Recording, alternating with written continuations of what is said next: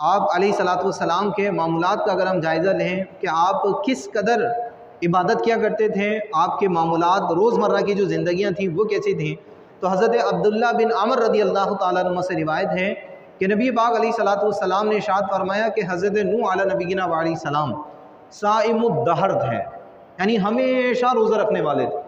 साइमुद्दहर यानी हमेशा रोज़ा रखने वाले थे, ज़माने का रोज़ा रखने वाले थे।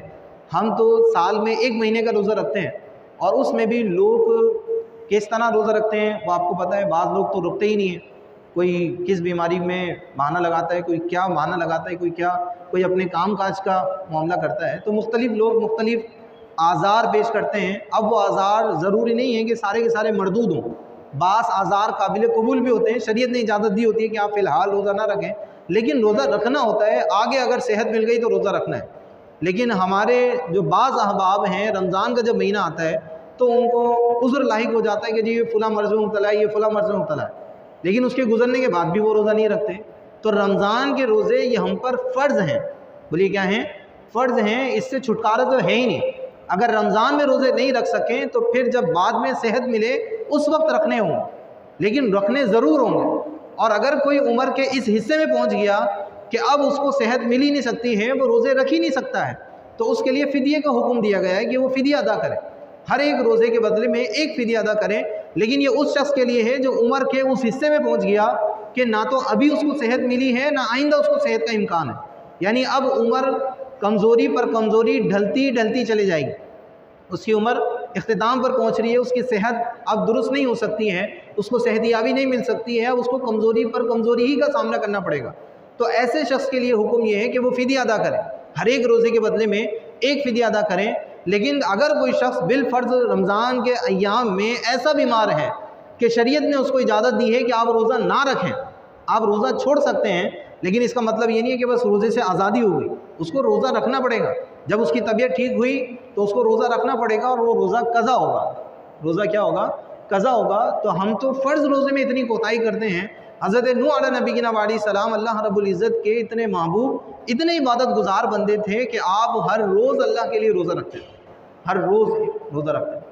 सिर्फ़ जिस तरह हमारा ईद उल फ़ितर है, ईद उल अज़हा है, तो ईद के अय्याम में हम रोज़ा नहीं रखते। ईद के अय्याम में शरीयत ने रोज़ा रखने की ममानत की है कि वो हमारी दावत का दिन है, दावतों के अय्याम हैं, तो शरीयत ने रोज़ा रखने की ममानत की है। तो आप इस तरह के अय्याम के अलावा सारी ज़िंदगी रोज़े रखते रहें, हर रोज़ रोज़ा रखते रहें। तो हज़रत अब्दुल्ला बिन अमर रज़ी अल्लाह ताला अन्हु की हदीस अपने ज़हन में रखें कि हज़रत नूह अला नबीना व अलैहि सलाम तो सारे ज़माने का रोज़ा रखते थे, और हमें तो सारे ज़माने का रोज़ा रखने का पाबंद नहीं बनाया गया। तो हमें तो सिर्फ़ साल में एक माह के रोज़ा रखने का पाबंद बनाया गया। इसमें दीनी भी फ़वाइद हैं, उख़रवी फ़वाइद हैं और दुनियावी भी बहुत फ़वाइद हैं। अगर आप इसकी तहकीक पढ़ें, इस पर रिसर्च करें कि रोज़ा रखने के सेहत पर क्या असरात मुरत्तब होते हैं, तो आप अशश कर उठेंगे कि अल्लाह ताला ने हमारे लिए इतना अजीम तोहफ़ा रोज़े की शक्ल में, हमारी सेहत और तंदुरुस्ती की शक्ल में दिया है।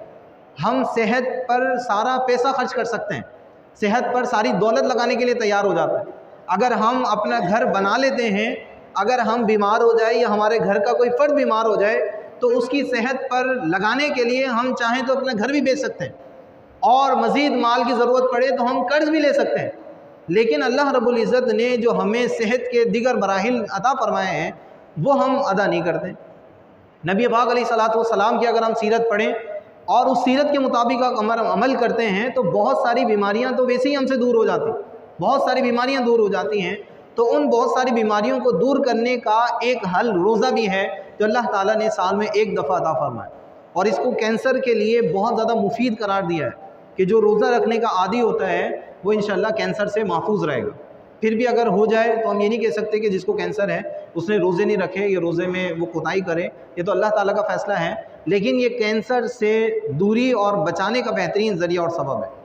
इसी तरह और बहुत सारी चीज़ें हैं, अगर हम ख्याल करें और उन पर एहतियात के साथ अमल करें तो हमारी ज़िंदगी बहुत सुकून के साथ गुजर सकती है। जिस सेहत को हासिल करने के लिए हम अपनी सारी ज़िंदगी की जमा पूंजी लगा सकते हैं, वो हमारे थोड़े से अमल से हम हासिल कर सकते हैं।